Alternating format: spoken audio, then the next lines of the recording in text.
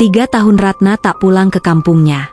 Hidupnya di Jakarta penuh perjuangan, demi menyelesaikan kuliah dan mengejar mimpi. Tapi semuanya runtuh saat kabar itu datang, ayah dan ibunya meninggal mendadak. Ia pulang hanya untuk mendapati rumah yang sunyi, tetangga yang membisu, dan warung Bu Sarti, tempat orang tuanya bekerja, yang kini terasa asing dan mengerikan. Dari mimpi buruk hingga tanda aneh di tubuhnya, Ratna sadar ada yang tak beres. Semua mengarah pada satu nama, Bu Sarti. Apa yang sebenarnya terjadi di balik warung itu? Dan kenapa nama Ratna ada dalam mimpi ibunya? Di atas secari kertas bertuliskan, daftar tumbal. Hari itu seharusnya Ratna fokus pada ujian akhir semester. Tapi segalanya buyar ketika ponselnya bergetar berkali-kali. Nomor yang tak dikenalnya. Suara dari seberang terdengar gemetar, berat, tetangga dari kampung. Kalimat yang keluar membuat jantungnya seperti diremas. Ayah dan ibunya meninggal. Mendadak. Dalam tidur. Dunia di sekelilingnya mendadak kabur. Ia hanya mendengar gema suara sendiri dalam kepala. Tidak mungkin. Selama 3 tahun itu Ratna memang belum sempat pulang. Biaya hidup dan kuliah di Jakarta tak memberinya celah. Ia hanya bisa mengandalkan beasiswa dan kerja paruh waktu. Untuk melepas rindu, ia sering menelpon ayah dan ibunyanya, walau hanya sebentar.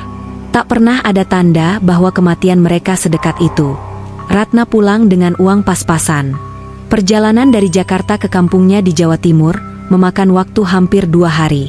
Sepanjang jalan, ia memeluk ransel tua dan ingatan-ingatan masa kecil. Sesampainya di kampung, rumah itu berdiri dalam sunyi. Catnya mengelupas, halaman dipenuhi ilalang. Tak ada aroma masakan ibunya. Tak ada suara sepeda motor ayahnya yang dulu menyambutnya. Sudah dimakamkan 2 hari lalu, kata Bu Sarti pelan. Ia berdiri di ambang pintu, mengenakan kebaya lusuh, namun wajahnya tetap tersenyum ramah. Katanya, ia yang mengurus semuanya. Ayah dan ibunya bekerja di warungnya sampai akhir hayat. Tak ada keluarga lain yang bisa dihubungi. Jadi Bu Sarti mengambil alih. Ratna mengangguk, berterima kasih. Tapi entah kenapa, sejak menginjak tanah itu, udara terasa berbeda. Sunyi yang mencekam. Seolah kampung itu sedang menyembunyikan sesuatu. Ratna mencoba menerima kenyataan dan mulai membersihkan rumah peninggalan orang tuanya.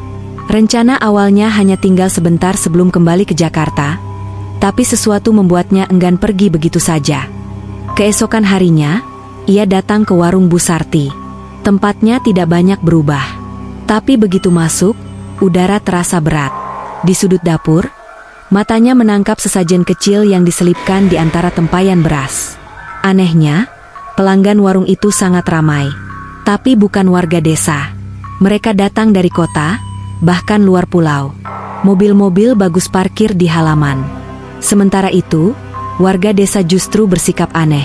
Mereka menunduk saat berpapasan dengannya. Beberapa pura-pura tak melihat. Suasana seperti itu menciptakan ketakutan baru. Malam-malam Ratna mulai dihantui mimpi. Dalam tidur, ia melihat ibunya berdiri dengan wajah pucat, membawa kertas bertuliskan nama-nama. Namanya berada paling bawah. Ia terbangun dengan peluh dingin. Beberapa hari kemudian, muncul luka aneh di pergelangan tangan kirinya. Seperti bekas bakar, membentuk simbol tak dikenal. Ia menemui Pak Ustadz, tetangga yang sudah dianggap paman sendiri. Ia terdiam lama, lalu berkata, "Itu tanda tumbal." Hati Ratna mencelos. Di balik lemari tua, Ratna menemukan surat dari ibunya. Dalam tulisan tangan gemetar, ibunya mengungkapkan bahwa ia tahu Bu Sarti menggunakan pesugihan tumbal nyawa. Tapi karena sulit mencari pekerjaan lain di desa dan mitumnya pilihan, ibunya tetap bertahan. Ibunya tahu risikonya, bahkan sadar dirinya mungkin jadi tumbal. Tapi ia memilih bertahan agar Ratna bisa menyelesaikan kuliah. Ia juga bilang, jika surat itu dibaca, berarti ia sudah menjadi bagian dari korban. Ia mohon padanya untuk memutus rantai itu. Ia juga mengisyaratkan bahwa arwahnya mungkin belum tenang. Ratna kembali ke warung Bu Sarti dengan penuh kecurigaan. Saat berpura-pura membeli makanan, ia memperhatikan dapur dan melihat tirai yang menutupi ruangan kecil di belakang. Malamnya, ia menyelinap masuk. Di balik tirai, ada altar tersembunyi. Bau anyir dan dupa menyengat. Di sana ada rambut manusia, potongan pakaian, dan foto-foto. Salah satu foto yang membuatnya limbung adalah foto keluarganya. Dan foto dirinya yang terbaru, dengan tanggal tertulis di bawahnya, tanggal yang sangat dekat. Kecurigaan Ratna semakin kuat sejak menemukan surat ibunya dan altar itu. Tapi ada hal lain yang membuatnya yakin. Beberapa hari sebelum ia kembali ke desa, ia mimpi buruk berulang. Sosok hitam menuliskan namanya di kertas merah. Ia sadar, ia adalah target berikutnya. Saat mengkonfrontasi Bu Sarti, wanita itu hanya berkata lirih, "Kamu tak akan mengerti rasa kehilangan sebelum kamu sendiri yang merasakannya." Malam Jumat Kliwon, Ratna dan Pak Ustadz memutuskan membakar altar itu. Saat api menyala, terdengar jeritan dari dinding. Bu Sarti muncul tiba-tiba, wajahnya seperti terbakar amarah. Saat ia mencoba menarik Ratna ke dalam api, bayangan ibunya muncul, menahannya, mendorongnya keluar.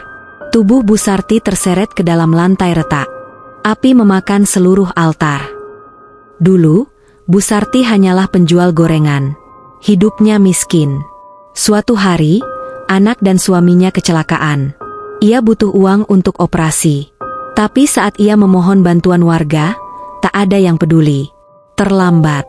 Mereka meninggal. Penuh dendam, Bu Sarti mengikuti ajaran pria tua misterius yang menawarinya pesugihan tumbal nyawa. Sejak itu, warungnya laris manis. Pelanggannya dari mana-mana. Saat warga desa mulai datang melamar kerja atau meminjam uang, Bu Sarti menerimanya. Tapi bukan untuk menolong, melainkan agar mereka ikut merasakan kehilangan seperti dirinya. Setelah kejadian itu, warga mulai berani bicara. Mereka tahu tapi bungkam karena takut. Mereka menghindari Ratna bukan karena benci, melainkan takut ia jadi bagian dari kutukan. Kini, setelah semuanya berakhir, mereka mulai menghormatinya.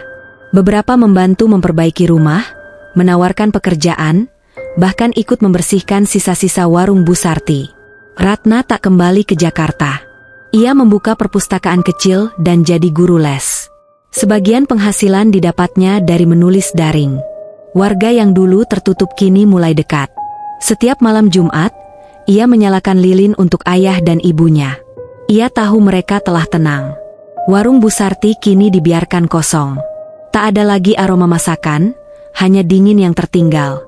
Suatu malam, Ratna bermimpi lagi. Bukan mimpi yang menakutkan, tapi lebih seperti peringatan. Ibunya duduk di kursi rotan, menatapnya dengan pandangan cemas. "Satu nama belum tercoret," bisiknya. Ratna terbangun dengan napas tersengal. Keringat membasahi tubuhnya, dan ia segera membuka laci tempat menyimpan kertas mimpi ibunya. Daftar nama-nama itu masih di sana. Ia membaca satu persatu, dan menyadari satu hal. Nama terakhir, bukan dirinya.